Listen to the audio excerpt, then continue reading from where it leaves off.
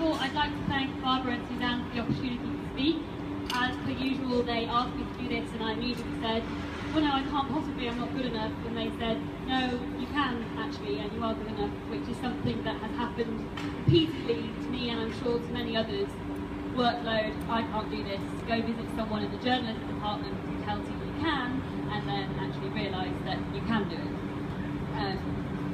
As some of you already know, I came to journalism from a background in street arts, which to some might seem like quite a leap of faith, and in many ways it was, to go from making puppets out of old VCR players and juggling fire to pieces to the camera, researching, and generally just doing what I'm doing right now.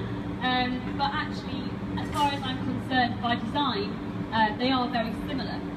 So I wanted to study art because I believe that there were things that not everyone understands in the world, but that we should understand because they shape the world around us.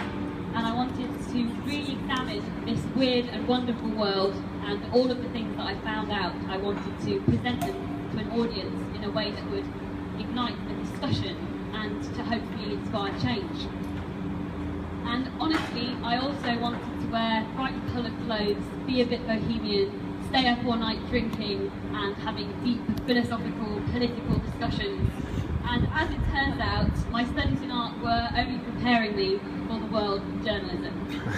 So journalism not only allows all of the above, but it actively encourages it, especially the beer drinking part, which was, of course, always done in the name of old school, the hackery journalism. And I hoped that this degree would help explain the things that made no sense to me, so politics, why the reasons why some people have a voice that is heard so much louder than others when it is so clearly confusing and wrong. Daily Mail Online. I now understand this world, I can speak its language, and I have the tools to find out when I'm asking why, when something confuses me. Whenever I am confused, I can find out, and I can also hold these people to account in a way that I never thought would be possible before. When each of us begun this degree, we each felt out of our depth. I wish I could take us all back in a TARDIS, and yes, I am going to make a Doctor Who reference in my graduation speech, and show us the ups and downs of the last 3 years, because we've all had them. Whether it be having to do a vox pop in the first year about the weather in the rain, waiting for people to comment, everyone turning away from us, and finally getting back to the studio only to find that the sound recorder was not switched on, which is something that we've all experienced of, I'm sure. People who told me those stories are now doing things like running the online platforms for huge media startups.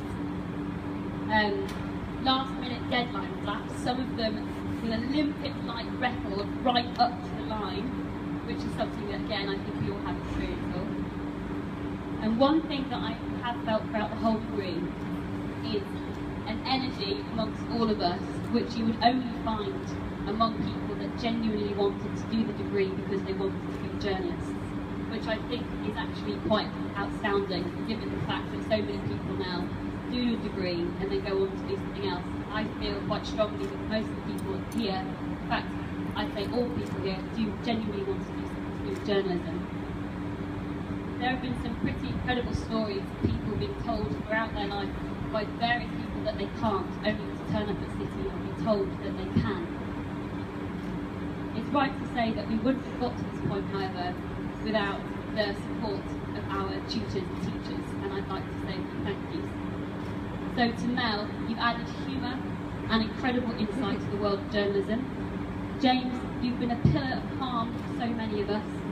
Barbara, or Babs, I'd like to say thank you for being the mother of the group and for reminding us all when we have a wobble that we are superstar journalists. Suzanne, I'd like to thank you for always listening to us and being unafraid to reshape and remould the course, and also for giving the occasional pick up the bum when needed. Sarah, I'd like to thank you for being so helpful, kind, and for being an inspirational journalist. Paul, for your colourful wardrobe and forever happy disposition. Glenda, Guy, Tina and so many more, because there have been so many people we've been lucky to be taught by that I don't have time to thank you all now. But the resounding thing that I would like to thank you for is for believing in us all so unwaveringly, because it is that belief that helps us to realise our potential. And as it is customary in a graduation speech type thing to give advice, I would like to give some advice. However, I thought it would be weird and wrong if I gave advice. Actually, I would like all the advice going at the moment. So what I've done is I went out and was a journalist, and I asked a man called Michael Parkinson, who's a British journalist on TV presenter, for some advice. And what he said was that he couldn't possibly give us advice because it's such a different job now. It's all about mobile phones and transmitting straight into the studio. But when I finally explained to him that journalism, to us, I believe, is still the art of finding things out and telling them to people, he said, be clear, be honest, don't show off, and tell the story. Try a little bit of style and enjoy it, because it is, whatever shape and form it takes today, still a wonderful job and an important job to do. Telling people the truth about things is very important. It is the most important thing. And then he said, good luck to us all. And he was right. Journalism, as many know it from that generation, is a different beast. And we are really the next lot to take the helm. So let's be honest, nosy, and use all this new fandangled technology to find things out and tell them to as many people as possible.